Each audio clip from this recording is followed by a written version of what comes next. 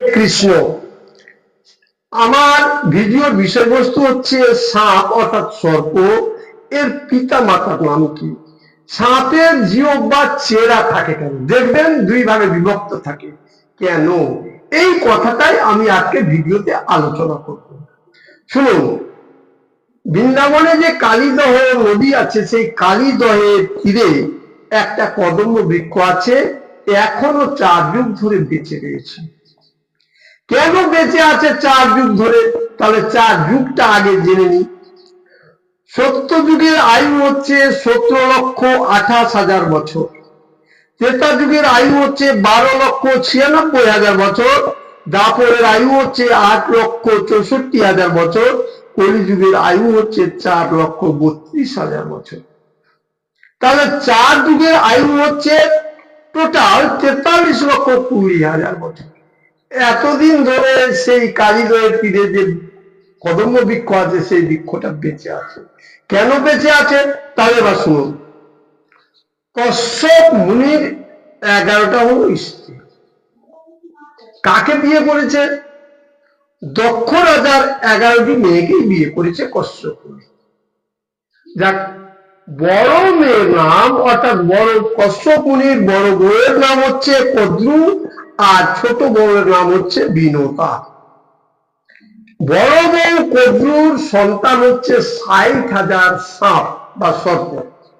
তাহলে কদ্রুর সন্তান হচ্ছে সাপ। তাহলে আমি যে বলেছিলাম ভিডিওর বিষয়বস্তু, সাপের বাবা মায়ের নাম কি, পিতা মাতার নাম কি? তাহলে সাপের মায়ের নাম হচ্ছে কদ্রু, আর বাবার নাম হচ্ছে সেই কশ্যপ। ছোট বউ বিনতার একটি মাত্র সন্তান, সেই সন্তানের নাম হচ্ছে গরু। কোন সময় ছোট বউ এবং বড় বউ শান্তিতে থাকতো না, সব সময় কাজ কর্ম এটা সেটা তর্ক বিতর্ক লাগা থাকতো। একদিন বড় বউ বলছে যে ঠিক আছে, এই যে সামনে যে ঘোড়াটা দেখতে পাচ্ছ, এই ঘোড়াটা বলো কোন রঙের? তুমি যদি বলতে পারো তাহলে এবং ঠিক হয়, তাহলে তোমার দাসী বৃত্তি আমি করব, আর আমার কথা ঠিক হলে তুমি করবা দাসী বৃত্তি। ঠিক আছে। এবার ঘোড়াটা কিন্তু প্রকৃতপক্ষে সাদা। বিনোদা বলল ঘোড়ার রং হচ্ছে সাদা, কদ্রু বলল যে না, ঘোড়ার রং হচ্ছে কালো। কিন্তু মুশকিল ব্যাপার, সাদা ঘোড়াকে কালো করবে কি করে? কদ্রু ছল চাতুরি যার ভিতরে আছে, সে তার সন্তানদের ডেকে, সাপ কটাকে ডেকে বলল, দেখো তোমরা প্রত্যেকে গিয়ে সেই ঘোড়ার মধ্যে লেপটিয়ে দাও, যেন কালো রং হয়ে যায়। কদ্রুর কথা মতো অর্থাৎ মায়ের কথা মতো 60,000 সন্তান সেই ঘোড়ার চারদিকে, পায়ে, দেহে, লেজে সব জায়গায় লেপটে গেল, ঘোড়ার রং হয়ে গেল কালো। এবার দেখলো ঘোড়া আসলে কালো। কিছু করার নেই, বিনতাকে সেই দাসী বৃত্তি করতে হলো। এইভাবে কিছুকাল চলার পরে বিনোদা বলছে যে আমার দাসী বৃত্তি থেকে মুক্তির উপায় কি?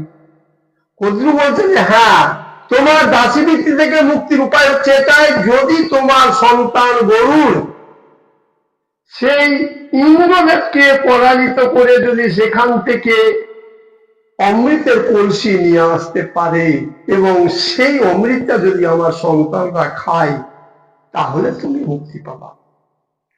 গরুর তার মায়ের এই রকম দশা দেখে গেল ইন্দ্রদেবের কাছে, ইন্দ্রদেবকে যুদ্ধে হারিয়ে দিল, হারিয়ে দিয়ে সেই অমৃতের কলসি নিয়ে চলে আসলো, নিয়ে এসে প্রথমে রাখলো সেই কদম্ব বৃক্ষে, বলেই আজ পর্যন্ত অর্থাৎ 4 যুগ পর্যন্ত কদম্ব বৃক্ষ বেঁচে আছে। এবার ইন্দ্রদেবের ছেলে জয়ন্ত অদৃশ্যমান, জয়ন্তকে দেখতে পাওয়া যায় না, সেই ছেলে পিছু পিছু আসলো, এসে বিনতাকে বলছে যে দেখো তুমি তো এইভাবে কথা দিয়েছো, তাহলে ঠিক আছে, এটা কুশ ঘাসে রাখছি, কুশ ঘাসে রাখছি। কুশ ঘাসে রেখে হাঁড়ি নিয়ে এসে চলে গেল। এবার কুশ ঘাসের মধ্যে যে অমৃত পড়েছিল, সেইটা সাপেরা গিয়েছিল খেতে। এবার খেতে গিয়ে কুশ ঘাসের দ্বারা তাদের জিহ্বা চিড়ে গিয়েছিল। তাই আজ পর্যন্ত সাপের জিহ্বা চেরা। বা ঝামেলা শেষ। এবার ঠিক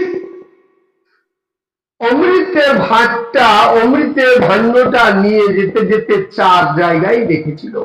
কোথায় কোথায়? হরিদ্বার, নাসিক, উজ্জয়িনী ও এলাহাবাদ। এই 4 জায়গায় জয়ন্ত ভাঁড়টা রেখে নামিয়েছিল। এই 4 জায়গায় রেখেছিল বলে এই 4 জায়গায় কুম্ভ মেলা হয়। আমাদের শাস্ত্রীয় মতে এই কুম্ভ মেলা আমরা প্রত্যেকেই যাই। হরে কৃষ্ণ।